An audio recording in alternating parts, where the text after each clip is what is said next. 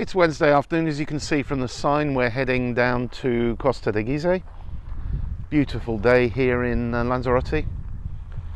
These are the Manrique designed gates, the entrance to Costa Teguise, which was a man-made resort built in the late 70s and early 80s. And there in the distance, going down towards the sea, you can see the resort quite well spread out now, all these years later. The aim today is to try and get a feel for how things have changed in the resort now that tourism is starting to open up a bit more. So let's go and have a look. We're in the town centre now, the Red Lion pub there. All the tables outside that are busy. Quite a few more places open, including the Shanghai Chinese restaurant that many of you will know.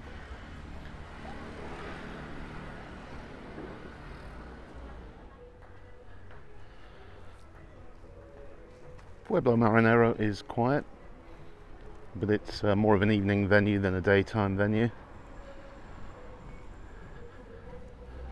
A couple of bars open here.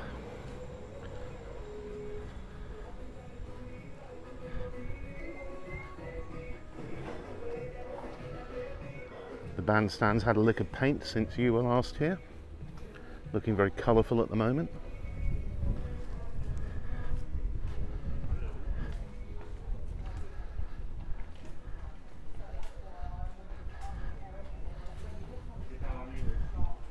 Bien, gracias. Surf Wings has reopened. That was closed for a long time and is back up and running now. I'm interested to see how many people are actually on the beach here. The last time we were here there were about 2 people, I think, on the whole beach.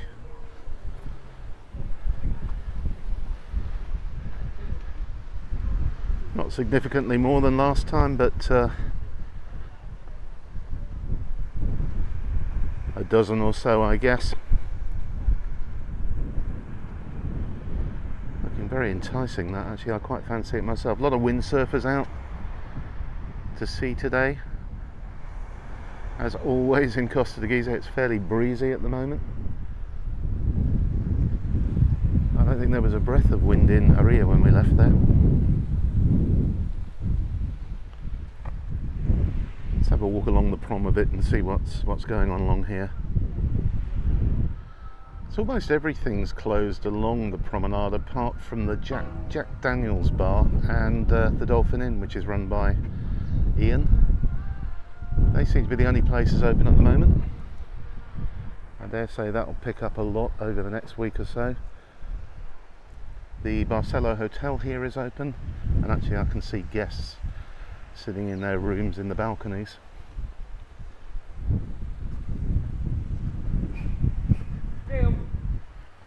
Aquí.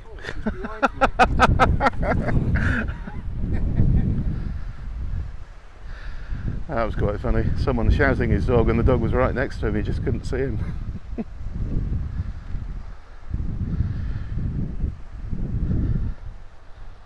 There's a cracking little ice cream place in this line.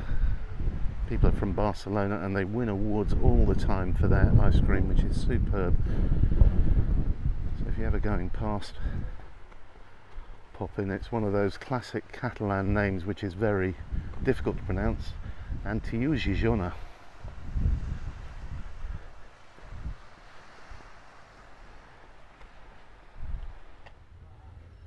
So we come around the corner heading towards the Galleon Playa now.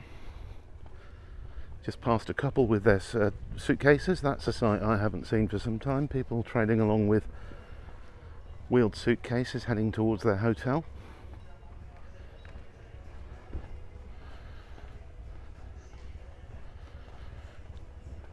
Just ahead of us we've got the Valley cocktail bar. That's been open, I think, pretty much all through the pandemic, hasn't it, Julie? Yep. Yeah. And it's been busy as well. I'll just get you to the end of the street here and show you the Galleon Playa before we check out Playa Hablillo.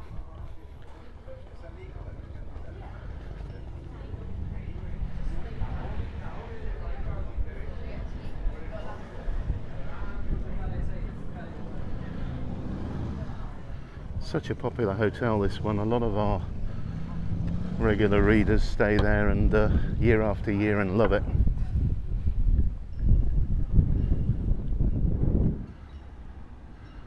And as I suspected would be the case, Jablillo is much busier than Playa Las Cucharas. Quite a lot of people on the beach enjoying it.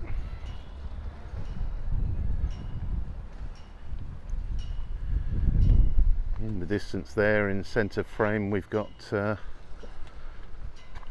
power station and the wind generating station, desalination plant. Kind of only the only industrial part of the island. A couple of bars open in this little square, the Plaza Bar and the Shamrock. They don't have people in them, but they are actually open and they've got music playing in them. Just an observation from walking around, the language I've heard the most of is French. So and that really ties in. Yesterday we were in a restaurant in Aria and a hire car pulled up, 4 tourists gone out and they were French as well. So we seem to have a lot of French people on the island at the moment. So you'll see these all over Lanzarote. They're called Salones de Recreativos. So a recreation saloon, if you like. So they've got machines in there, you know, gambling machines, fruit machines, simulators and that kind of thing. Worth looking out for them because they always have a cafe attached and it's always great value for money. Great place to stop for a coffee and a donut, or I can smell at the moment beautiful waft of garlic. I don't know what they're cooking, might be a pizza or something like that.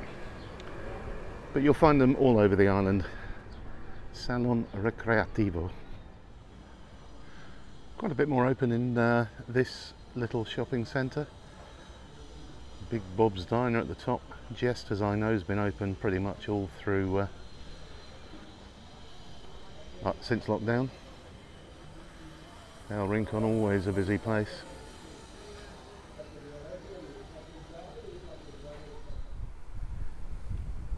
We've driven up out of town and because we showed you Puerto del Carmen golf course last week, we thought we'd show you a little bit of Costa Teguise's golf course. Neither of us are golfers, so we're not members, we can't get in. But I gather from friends who are golfers, this has fared better than the one in Puerto del Carmen. And it certainly looks a bit greener and a bit nicer, although the palms look like they're struggling. Apparently the palms here are what makes it so difficult. If you hit a ball into a Canarian palm, it tends to stick in the trunk and results in a lot of lost balls, I gather. I love the big volcano there that overlooks Costa Teguise. And we'll just sweep round and I'll show you the clubhouse, which is in amongst all the palms there. And then we go right down to the ocean on the other side.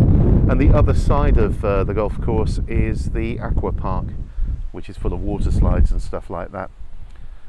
So I hope you enjoyed the little tour of Costa Teguise. I think in summary it's beginning to come back to life, but it's early days yet. Let's hope it sees a lot more action over the next few weeks or months. Bye for now.